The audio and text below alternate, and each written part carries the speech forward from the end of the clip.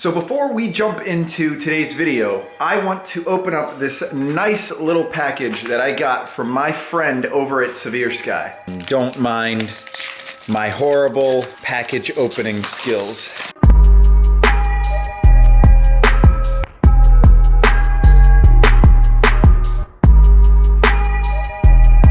Dude, these are pretty awesome.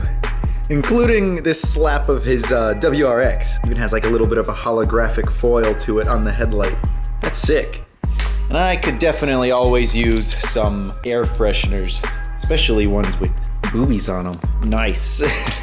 So do me a favor, go check out his Instagram, go buy some slaps. He has a lot more slaps available, so go ahead and just go buy one or two. I love being able to support people that support me, and he has been a long-time fan of the channel. So go check him out, buy some slaps, and again, thank you very much, Mr. Severe Sky.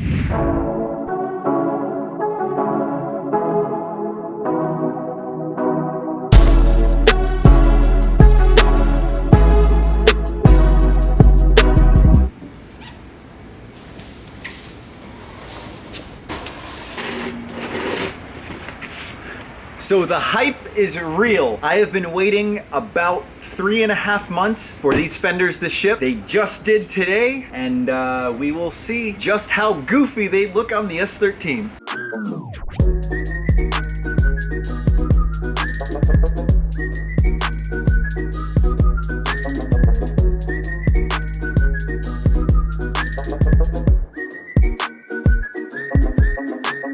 So back before I even had my front WiseFab kit and these non-RPF1 wheels, I knew that with the low offset that my wheels had, let's see those RPF1s back there, that I was going to need a super wide fender in order to get at least decent fitment up front to tuck the wheel. So I ordered Origin 75mm front fenders. But now that I am with a lower offset wheel now, these fenders might not be what I need. They might be a tad bit too wide. I guess I could just throw on a little bolt-on spacer if that's the case. But the main reasoning why I went this route as opposed to using stock fenders, one, because of how much poke it would be, and two, because the stock fender would get rubbed up against on the backside here of the wheel arch. Not from just normal straight driving, but just rotating through the amount of steering lock that I have, it would butt up against the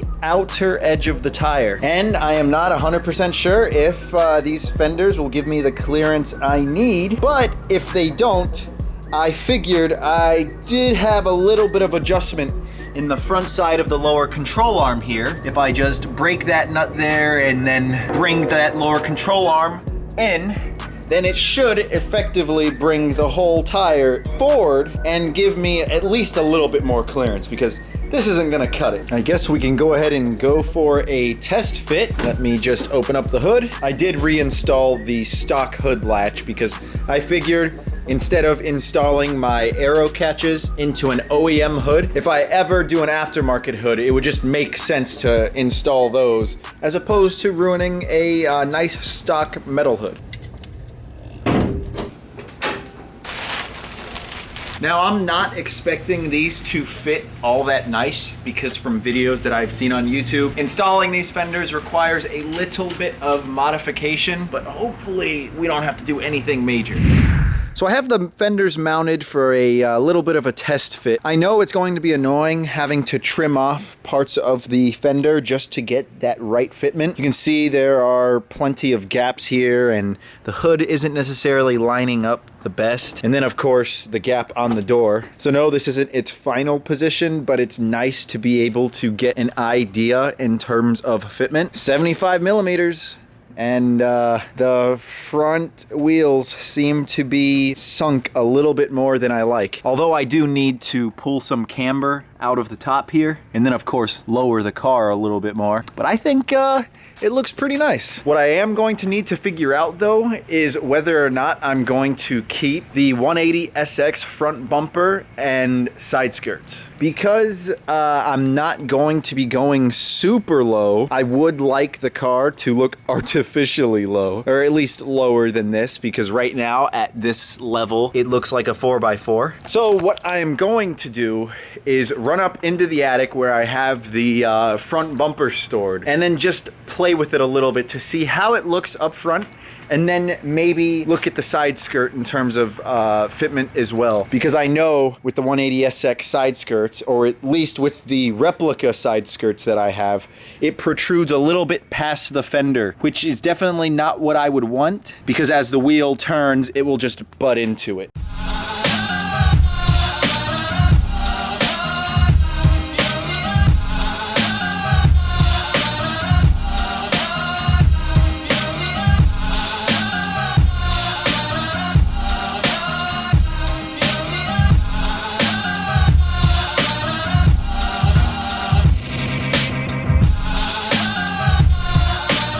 And for the last piece, the little valance that goes on the back side of the front bumper and on top of the fender. I don't know how I feel about this.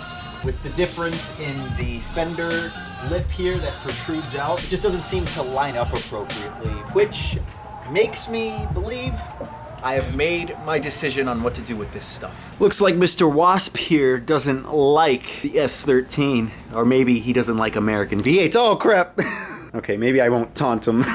I would really like your guys' opinion in terms of what you think I should do body kit wise now that I've gone with the 75mm Origin fenders. I'm not gonna lie, KBD has piqued my interest just because with how I plan on driving this thing, aka balls to the wall. I don't want to have to worry necessarily about breaking bumpers or side skirts or any of that. But also at the same time, I'm not 100% sure if that's the route I want to go, because I have heard of some quality issues with them. And the whole point of me asking you guys is to get your input, because I'm sure you guys know a lot more about body kit stuff than I do. Plus, I just want to make this car look nice for once, or at least restore it to its former glory when it used to look like a replica 180SX. So I don't know how long this video's turning out to be, but either way, thank you guys for watching, thank you for subscribing, and stay tuned. Peace.